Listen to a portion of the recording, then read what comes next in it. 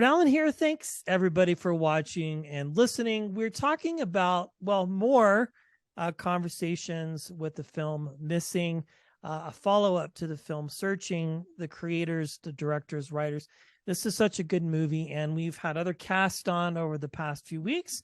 We're chatting right now with Jameel Shivji about his part in this interesting genre-bending type film. Thank you for your time. It's a pleasure to meet you. Thanks so much for having me on. Yeah, well, let's talk about it. How has this been for you? Yeah, The movie's been out for a few weeks now, and people have had a chance to watch it. What has the response been for you, and just kind of soaking all of it in? It's huge. it's big. The response has been really great. It's funny because there's a lot of social media ads happening right now, and so all of my friends keep coming up to me and DMing me like those ads. Okay. Yeah. But the movie response has been really great, and I even watching it at the premiere, I was shocked because I filmed this in 2021, and Okay. so it's been like a big gap. I didn't know how it was going to turn out. I knew it was going to be similar to the first Searching in terms of like the editing, and I mean I think they topped it. Like I was it's insane. It's hard. It's something that it's hasn't been seen much before. And so yeah, it's been really exciting.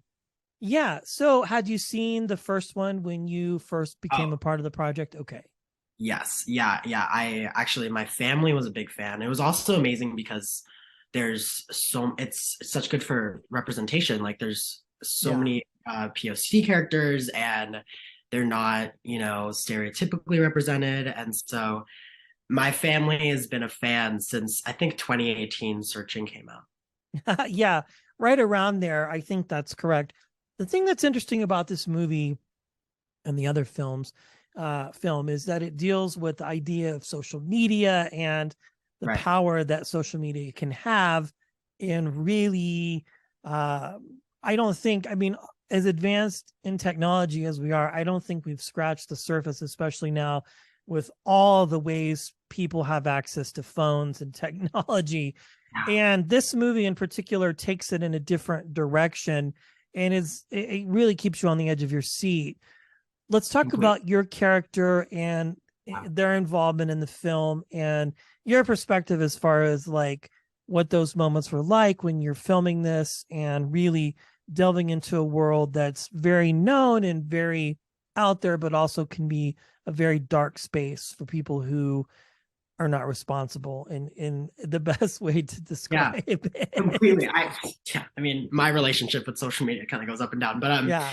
um, it was really interesting. I mean, I've never filmed something that was completely filmed on a phone or a laptop, and so it was, you didn't really know all the time where to look automatically. Like it was a lot of like guidance and stuff, but Will and Nick, the directors, they did a really good job of kind of introducing all these new mediums, but also giving us room to collaborate and kind of play around. Okay. I think I was a little worried about because it's so new, so like you don't really know how it's gonna go. But it was fantastic. I mean, I like I said, I filmed it in 2021, and I mean, my experience was really great filming with like Megan Suri and Storm Reed and Nia Long and Sahara and Lisa and everyone. It was fantastic, and they all have like a really different set of skills when it comes to acting. So it's just fun to play around with. I mean, my character's a little crazy. Like he's That's a an wild. understatement. You and Yeah, Sahara. Sahara was on a few yeah, weeks ago. I You, saw. yeah, thank you. And she was hilarious, and she had a very interesting background with Nia too, because her mom had worked with her on other Right. projects as well. Well, this is big for you. I mean, you've done other things, but Yeah, this is a really major project. So now that you've completely. completed this and it's done, and people have a chance to watch, what's next? I mean, this has to be confirming in some ways, Yeah. I think, as an actor and storyteller that, hey, hard work pays off. Yeah, it's nice in the sense of it's also my first drama. I mainly did comedy before, and so I don't know. Whenever you cross that chasm, I think it's like a nice validation when it comes out, and you're like, okay, Yeah. yeah, I can do that too. But I'm settling down into New York actually right now. I just switched coasts, so Okay. getting all set up here and everything because it's kind of like it's just like a different market here, and so it's kind of interesting getting to know actors in the community and everyone here in New York. But yeah, yeah. That's And very I cool. do hope to also be doing comedy as well. Yeah. Continuing comedy. I do love Now, comedy. do you have more interest in doing theater and live stage productions too? Is that part of the reason for the move? I would not be opposed to it. Part of the reason for the move is that I'm also focusing on screenwriting right now. Okay. Um, That's and the so place to be for that. exactly, I can just like huddle down and like just like with my laptop. But yeah, yeah. I mean, I would never be opposed to theater. I mean, theater, I feel like it's such a it's such a it's such a pleasure to do. Like it's not too technical in the sense of like doing takes over and over. You know, you kind of like it's like an actor's playground. So like, I mean, I would love to do that. I don't have a huge background in theater, and so getting more experience in that. I mean, New York is the place to be. So we'll Absolutely. see. So, where did the journey begin for you, Jameel, as a storyteller? When did Yeah. that first become an interest to you? You know what's funny is I can't remember the specific moment, but my sisters can remember the specific moment. I was talking to them about this the other day, but I basically I grew up in San Francisco and I convinced my mom to move with me when I was 13 when some agents had some interest in me.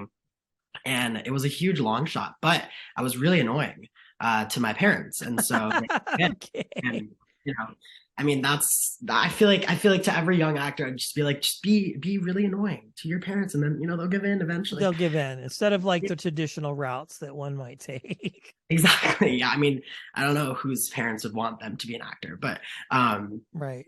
but I mean, I started, I was just very obsessed with, comedy. I think that's where I started. I was just very obsessed. I mean, at the time I was pretty young. I was like 13, 12. So I was just really obsessed with like Nickelodeon and Disney and all of that. And so that kind of inspired me to want to entertain. I think I just really wanted to entertain people and making people laugh or just moving their emotions in any way was just extremely gratifying and also like it was kind of a trip like to see people cry or laugh from something you do. And now that you've experienced a level of success, what is the response from friends and family? Have they seen the movie yet? Have they had a chance to watch? That's a good question.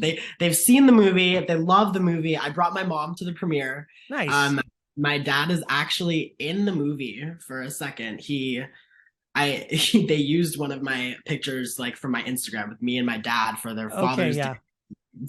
And so he is ecstatic about that. He's telling everyone So that across was your real father then? Because I know that sometimes is my real father. I remember I did a little bit of things, television film in New Mexico. And one of the things was we're looking for people to play missing persons and missing persons with kids. And so like they would Yeah. have you send in a photo just for fun or maybe have you take a picture. But so your dad was like, I'm famous now. My dad he's made it.